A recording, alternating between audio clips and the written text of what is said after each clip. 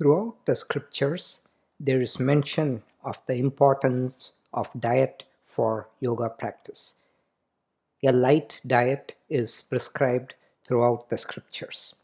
In fact, in the Yoga Sutras, Bhagavan Patanjali says that nimittam aprayojakam prakritinam varnabhedastu tatakshetrikavat. That is, he says that nimittam aprayojakam, all these instruments, nimittam, are not very useful. Aprayojakam. The reason is, he says that removing the obstacles to the flow of Prakriti, here prana, is a better way. Just like a farmer creates bunds for water to flow from the river to the crops, just like that, clearing the path for the Prakriti or the prana to flow is a much better way to improve one's yoga practice. So, for example, if you want to master back bends, you can every day do 10 back bends, and over time you will improve your back bending capacity. This is linear progress. There is another type of progress which is called exponential progress, where you work at the level of the prana by removing the obstacles, and the primary one is the diet. आश्चर्यवत् पश्यति कश्चिदेनम् आश्चर्यवत् वदति तथैव चान्यः आश्चर्यवच्चैनमन्यः शृणोति श्रुत्वाप्येनं वेद न चैव कश्चित् तानि सर्वाणि संयम्य युक्त आसीत मत्परः वशे हि यस्येन्द्रियाणि तस्य प्रज्ञा प्रतिष्ठिता आपूर्यमाणम् अचलप्रतिष्ठम् समुद्रमापः प्रविशन्ति यद्वत् तद्वत् कामायम् प्रविशन्ति सर्वे स शान्तिमाप्नोति न कामकामी न जायते म्रियते वा कदाचित् नायं भूत्वा भविता वा न भूयः अजो नित्यः शाश्वतोऽयं पुराणः न हन्यते हन्य. Okay, so the fire is therefore considered a very, very, very important thing. The fire is what gives us to the asana practice. It gives us the core. It's the foundation for the asana practice. And in fact, in this Mahabharata, when Bhishma was lying on a bed of arrows, he tells about different things to Yudhishthira, the king. But Krishna makes him say all these things. And one of the things that he says is essentially about diet. So to Yudhishthira, Bhishma says something so important about diet. And there he says that, so Yudhishthira asks Bhishma the question. Bhishma talks about all aspects of life. And one of the things he then touches upon is yajna. When you do big rituals, worshipping gods, and then you give a lot of donations to poor people, food, everything, you're supposed to incur good things. So it's good karma. That's what it says. What about people who can't do all this? People who are poor, Yudhishthira says. Then Bhishma tells him, same effect is achieved by great yajnas. All these kings, they would do this great yajnas, worship followed by donations to all the teachers and all the poor people. And Bhishma says, fasting and eating less, it gives the same effect. And he says that if a person eats one meal a day for just 1 year, that person reaps the benefit of a great yajna. If this is not possible, 1 meal a day on alternate days, and he goes on like this, 1 meal a day every 15 days, and He says just eating 2 meals a day for 6 years, one attains a siddhi. So what it shows is that the importance of eating a little less, it is so much emphasized in the scriptures for maintaining this Agni. We also saw Narada. Krishna asks Narada, who do you consider as the greatest devotee? One who performs his prayers before eating. Because the moment you eat, your stomach is full, the entire devotion, all these effects on your body, they get lowered. So of course, food is necessary, but doing these activities, that's why asana practice, even though we are not very flexible in the morning, it is done in the morning, because on an empty stomach and an empty abdomen, colon, everything is empty. That is the time you'll find the prana rising. Later in the day, evenings, your body is flexible, but the effect would be a little different unless your system is empty. So this is the idea. Okay. Now, okay. So then 17th shloka, Krishna says, when does the yoga become the destroyer of the sorrow? Yuktahara viharasya, yukta cheshtasya karmasu, yukta swapnavabodhasya, yogo bhavati dukkha. What Krishna says is that one yukta, one is restrained in ahara, food, and vihara, with entertainment, and yukta chestasya karmasu, chestas, exertion in actions. One who has exercises restraint, not too much or too little. And yukta swapna avabodhasya, swapna is dreams, avabodha is being awake. Then yoga becomes yogo bhavati dukkha. Dukkha means remover, harati, it removes dukkha. Dukkada means giver of dukkha. So if we do things the opposite way, do all this punishing stuff like some people do, it becomes dukkada, it gives dukkha, sorrow. So dukkha, he says. And then this is a important shloka. When is the, Krishna says, when do you think the mind is rooted in yoga? Yada viniyatam chittam atmanyeva vatishtate nispruha sarvakamebhyah yukta iti uchyate tada. Okay, yata viniyatam chittam. So when the mind is viniyatam chitta means fully controlled mind. Atmanyeva vatishtate. So just in the Atma. So again and again, Krishna here says, in the meditation, focusing on the Atma. And that's a tall order, right? That's like the end goal of yoga. But what we can do is focusing on the subtle sensations in the body, be it in meditation or in yoga, and that will take us towards the goal. And what happens then, Atmaneva, when that person, when the mind, tishtate means the mind rests in the Atma alone, nispriha, sparsha is contact, nispriha, with losing longing for sarva kamebhya, for all these objects of desires, yukta iti uchyate tada, then it is said to be rooted in yoga. So the most important thing here is this inner satisfaction. You're tuning into this and leaving the longing for all the objects of the world. So this is all the great teachers of meditation.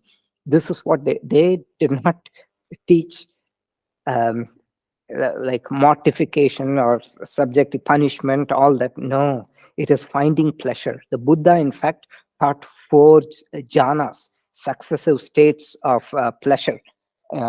And he knew that because people want pleasure, right? So it's a matter of tuning into these refined pleasures, not from the senses. These are innate pleasures. It's called hlada, which means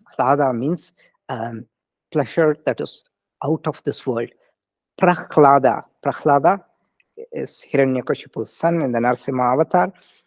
Prahlada is called because he is levitating towards these refined pleasures that come from worship of Vishnu. So he was a great devotee of Vishnu, Prahlada. So that's the word Prahlada comes from there. And Hatha Yoga Pradipika, it says, drench your body with nectar from the head to the soles. And what will happen? One will get a great body, great strength, great heroism.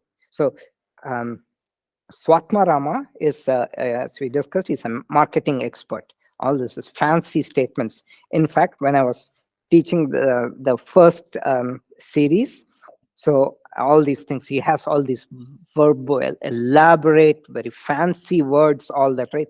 Everybody here, they're all, so it's so fancy. But here, it's getting a little more subtle, and it's only in the subtle that you find actually the bigger benefits. So my job is also getting a little difficult that way.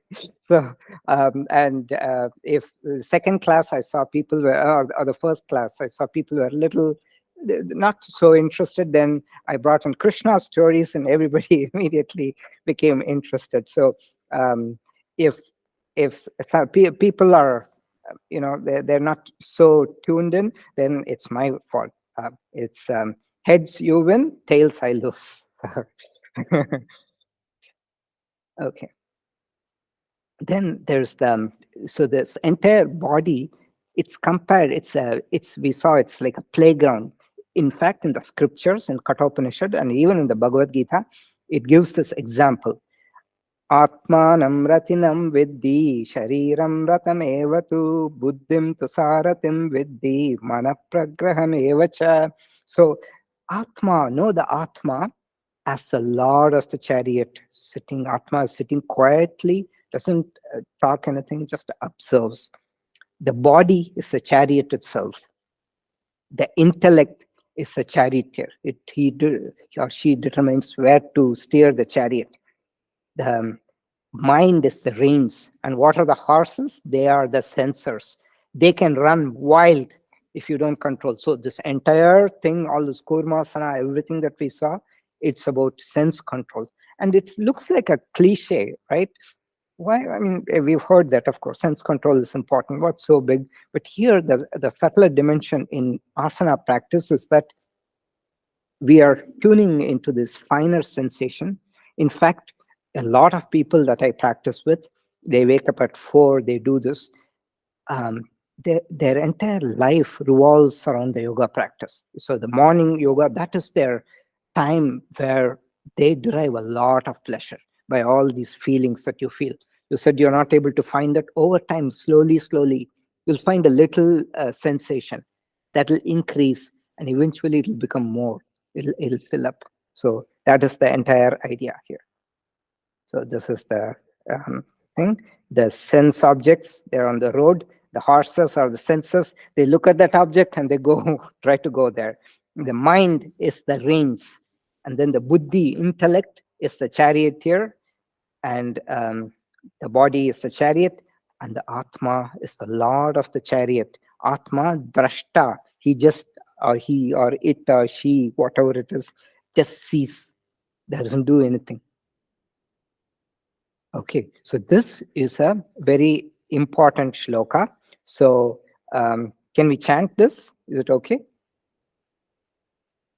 Yatha deepo nivatastaha ningate sopama smrita yogino yatha chittasya yunjato yogamatmanaha. Okay. Yatha deepo nivatastaha. Deepa is a lamp. Yata, like a lamp, nivatastaha, a place without vata. Vata is wind, or so nivatastaha means nivata staha stanam, like Afghanistan, all this means place. Like like a lamp in a place without a wind. Na ingate means doesn't flicker. Like that, sopama smrta. Upama means simile. One can think of the simile of a lamp placed in a windless place, not flickering, to denote the mind of a yogi who practices meditation on the Atma. Yogino yata chittasya, the chitta, the whose yogi, whose mind. It's yata chittas, it's a beautiful way of expressing poetry. Yogino yata chittasya, yunjato yogam atmanaha. Yunjato means practices yoga on the Atma by tuning into the Atma. So the same thing in the asana practice, tuning into all the subtle sensations. Then what happens? The mind becomes like an unwavering, beautiful lamp. So throughout the scriptures, so these days, they say when somebody, because the calm mind is such a rare thing these days, so they say, oh, this is like a lake placid. His mind is like lake placid. It's very calm.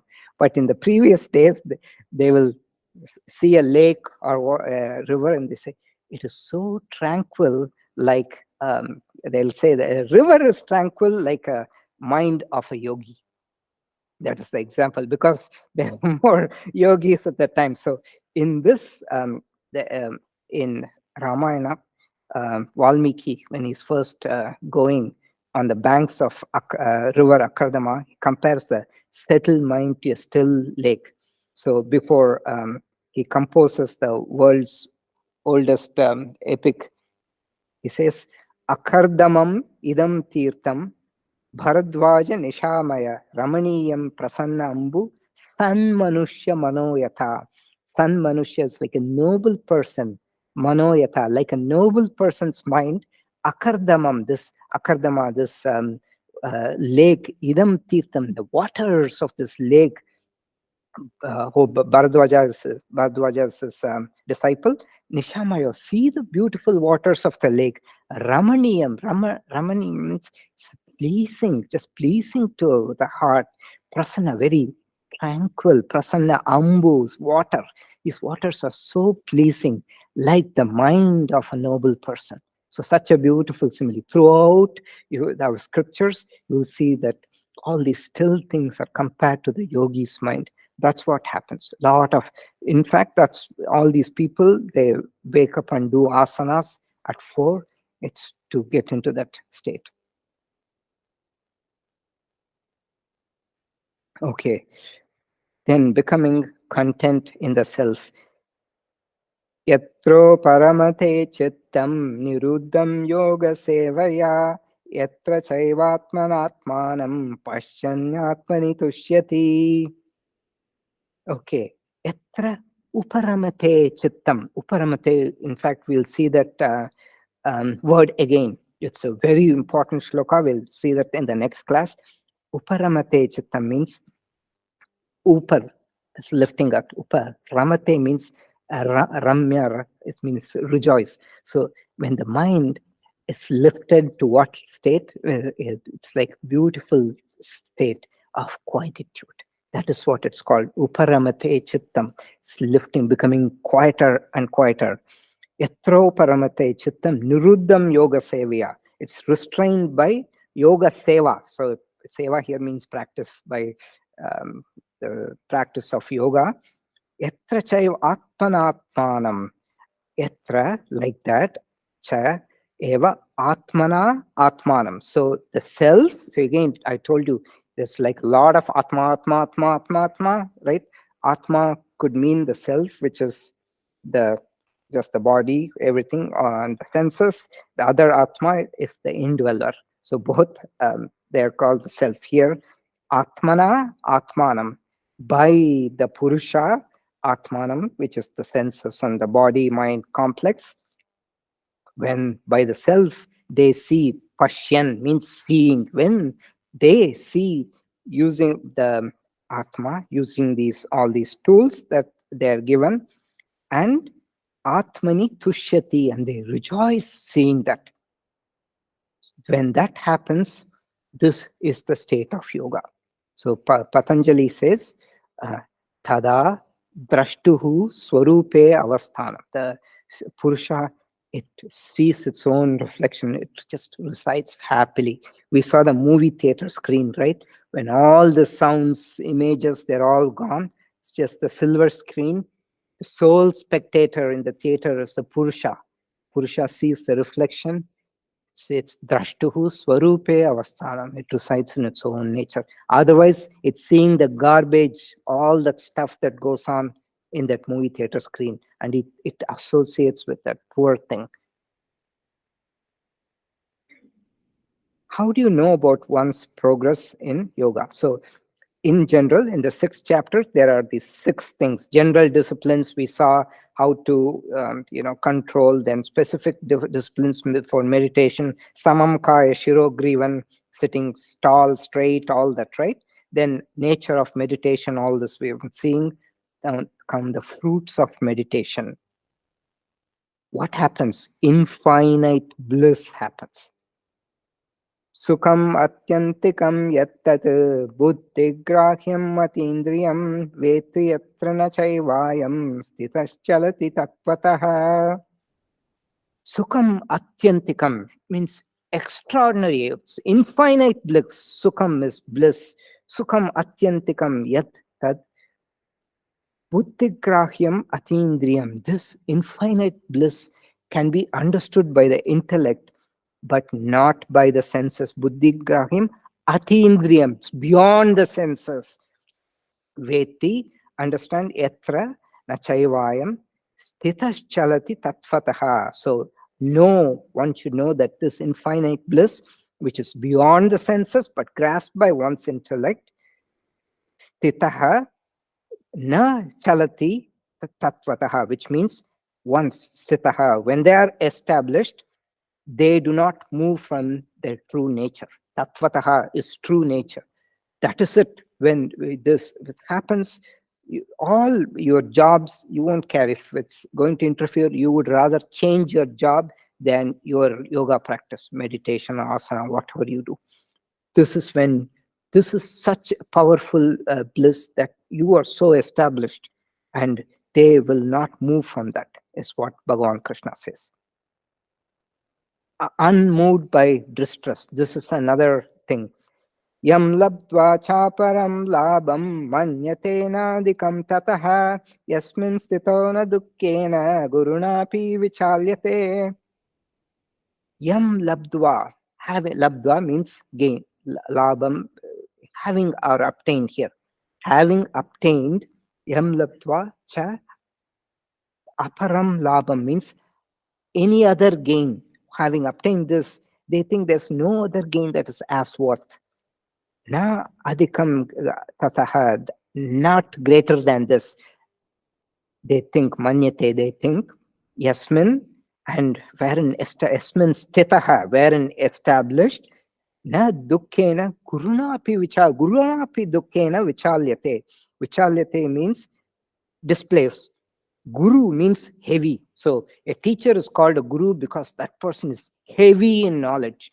Guruna api dukkam vichalyate. Even heavy dukkha is not going to displace them from this state. Unmoved by distress. Okay. So then comes another definition of yoga. So I said in the second chapter, yoga karmasu kausalam. Yoga is skill in action. Samatvam yogam uchate. Yoga is equanimity. Krishna gives multiple definitions, and this is one other definition he gives. It is the severance from pain. And the way he puts it is the severance of the union with pain. That's how he puts it. It's basically severance with pain. Okay. Tam vidya dukkha samyogam viyogam yoga samyitam sanishchayena yoktavyaha yogo nirpinna chetasa. Okay. One should know tam vidyat. No, this one has to know dukkha samyoga viyogam. Yoga itself means union. Samyoga means great union. Viyoga means separation. Dukkha samyogam, union with sorrow. Viyogam, severance of the state of union with sorrow. Yoga samyitam, understand, know that is understood to be yoga. Sa nishchayena, it should be practiced with nishchayena, determination. Nishchaya means firm determination. Yoktavyo, yoga, yoga, anirvinna chetasa, with a non-depressed or non-despondent mind. Everything is, I have to do this because it's a chore. So that he says, Krishna says, don't have that attitude. In fact, this anirvinna is a very beautiful term. It's used in the Vishnu Sahasranama to represent Vishnu. He's never depressed. Anirvinna sada marshi lokadisthanam adbhutaha. So Anirvinna sada marshi is very merciful. Sada marshi, always merciful. Vishnu is very merciful. And he's lokadisthanam adbhutaha. He's the support. Adhisthanam, he's like the basis for the entire world. Adbhutaha, he's the most amazing, wonderful. So it's a beautiful word. Yoga anirvinna chetasa, with a non-despondent mind, we have to practice yoga, is what Bhagavan Krishna says. Okay, so all these are about, so the general theme that now you're seeing is how to atmana atmanam, how to tune inward and get all these pleasures, because they are far better than the pleasures from the senses. This is the theme of these 8 shlokas here. Start the food, yeah, he talks about food, and then this is the theme that's going on. What are the benefits of meditation? Little bit he talks about dhyana swarupa, the nature of meditation, and then he talks about the benefits of meditation. Sankalpa prabhavan kaman tyaktva sarvana seshataha manasevendriya gramam viniyamya samantataha. Sankalpa prabhavan kaman. Sankalpa is the first thought. That's called sankalpa. Sankalpa prabhavan. What arises? Kaman, the desires, intense desires, like more like craving, like lust. Taktva sarvan aseshataha, having abandoned all. Sarvan aseshataha means entirely. Manasevendriya grama, manas indriya, so manas eva, by the mind, controlling the indriya gramam. Gramam means all this host, the entire thing, a host of senses, controlling controlling them.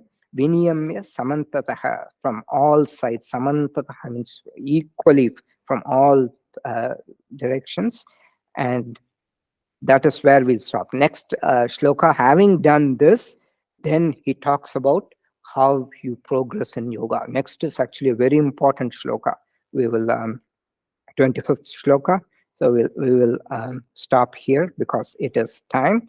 And 25th shloka is a important shloka. We will see that next class.